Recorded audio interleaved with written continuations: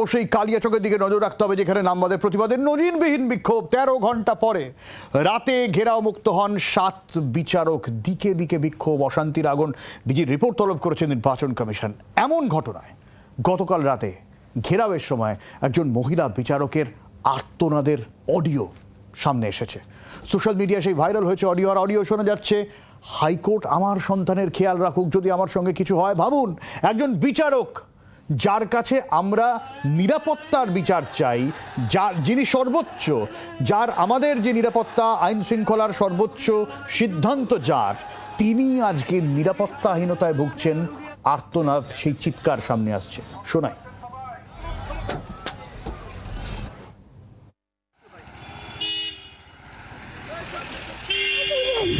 Take care of my children if something happens to me. My bricks. We are attacked by bricks in our way. আমার সামনে একটা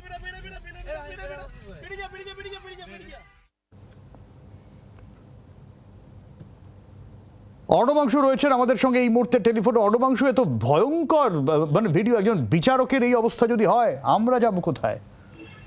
দেখো, খুব স্বাভাবিক বিষয়, যখন বিচারকরা যখন এসআইআর এর কাজ করার জন্য তারা ছুটি না নিয়ে কাজ করছেন এবং সময়ের মধ্যে তারা কাজ শেষ করবেন, সেই সময় এই বিচারকদের এবং অশান্তির মুখে, হামলার মুখে পড়তে হচ্ছে। এবং যে বিচারকের কণ্ঠস্বর আমরা দেখাচ্ছি বা শোনাচ্ছি, সেইখানে তার অসহায়তা এবং তিনি কতটা ভয় পেয়ে আছেন, তার সন্তানের কথা চিন্তা করছেন, তা একদম ফুটে উঠেছে। কিন্তু প্রশ্ন হচ্ছে, যখন গত শুক্রবার বৈঠকের পরে যখন সবাইকে নিরাপত্তা দেওয়ার কথা বলা হয়েছিল, তারপরেও কেন এতক্ষণ ধরে অবরুদ্ধ হলো? কেন তৎক্ষণাৎ তাকে রেহাই করা হলো না, বের করা হলো না? কেন অনেক পরে কমিশনকে ইনফর্ম করা হলো? সেই একাধিক প্রশ্ন থেকে যাচ্ছে, যে কারণে আজকে সুপ্রিম কোর্ট খুব শক্ত হাতেই কিন্তু মন্তব্য করেছে। তারপরে জাতীয় নির্বাচন কমিশন বৈঠক ডেকেছে।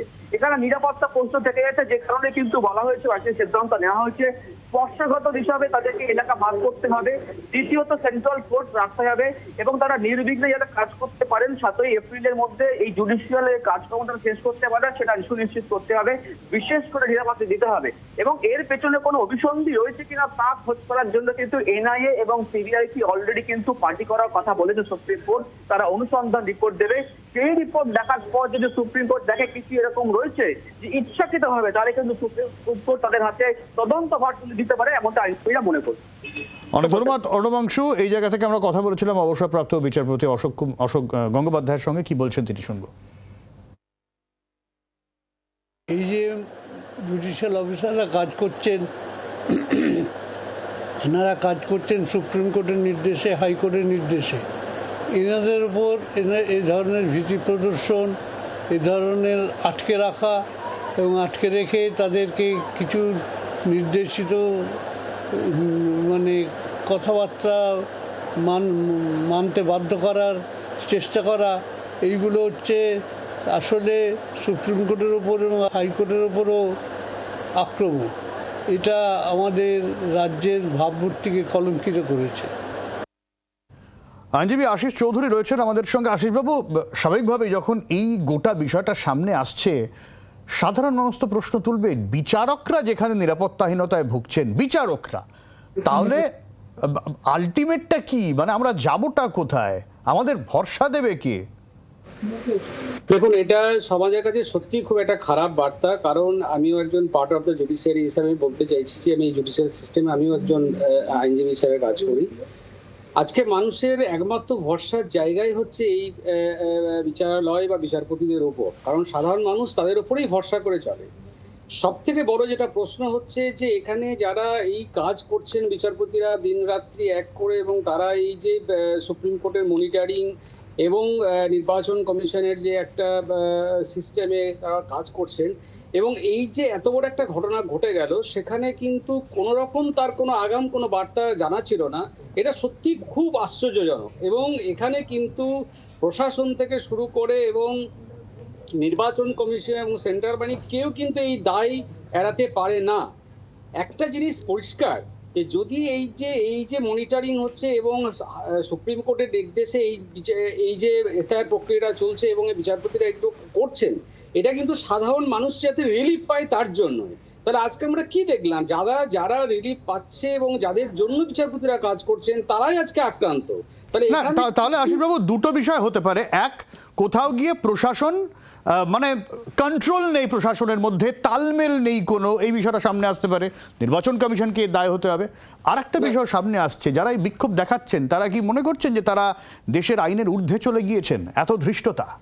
তারা অ্যাকচুয়ালি কি করতে চাইছেন, তারা এই আমাদের সুপ্রিম কোর্ট এবং হাইকোর্টের নির্দেশে যে বিচারপতি নিয়োগ হয়েছেন এটা করার জন্য তাদেরকে, তারা হাইকোর্ট এবং সুপ্রিম কোর্টকেই তারা আক্রমণ করতে চাইছে। কিন্তু একটা বিষয় খুব পরিষ্কার যে আজকে মানুষগুলো যারা আজকে এইভাবে এই সিস্টেমে যারা যারা তাদের নামটা বাদ গেছে, এবং নির্বাচন কমিশনের উচিত ছিল যে যারা বিএলও তাদেরকে ট্রেনিং করে এবং তাদেরকে সঠিকভাবে যদি সেটা করতো তাহলে আজকে এই দিনটা দেখতে হতো না। কিন্তু এখানে একটা জিনিস পরিষ্কার যে বিচারপতি যারা, তারা কত কঠিন পরিশ্রম করে তাদেরকে নামটাকে অন্তর্ভুক্ত করার জন্য কাজ করে যাচ্ছেন, আজকেই তারা আক্রান্ত।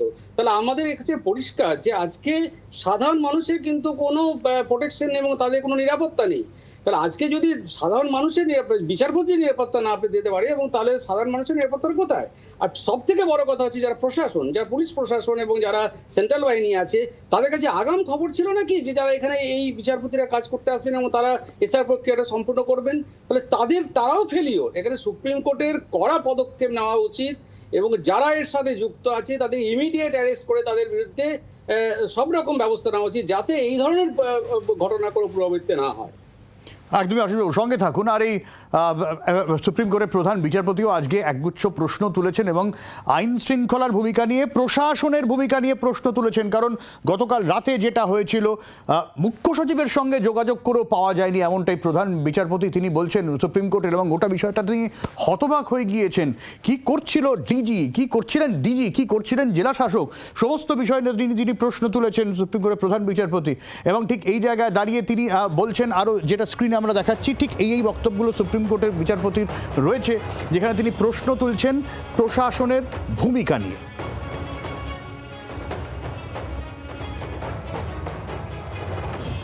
আমার পরের খবরে চোখ রাখবো। কালিয়াচকে বিচারকদের আটকে রাখার ঘটনায় অত্যন্ত কড়া সুপ্রিম কোর্ট, যেরকম বললাম, যেখানে ডিজি, মুখ্য সচিব, পুলিশ সুপারকে শোকজ সুপ্রিম কোর্টে। 6 এপ্রিল বিকেল 4টে ভার্চুয়ালি উপস্থিত থাকার নির্দেশ। অসামাজিক কার্যকলাপ মন্তব্য শীর্ষ আদালতের, কড়া পদক্ষেপ করতে সুপ্রিম কোর্টের প্রধান বিচারপতি বেঞ্চ নির্দেশ দিয়েছে। বিচারকদের আটকে রাখার ঘটনায় সরাসরি বিচার ব্যবস্থাকে চ্যালেঞ্জ করা হয়েছে। এসআইআর এর কাজে বাধা দেওয়ার পরিকল্পিত চক্রান্ত হয়েছে, এমনটাই ক্ষুব্ধ প্রধান বিচারপতির পর্যবেক্ষণ।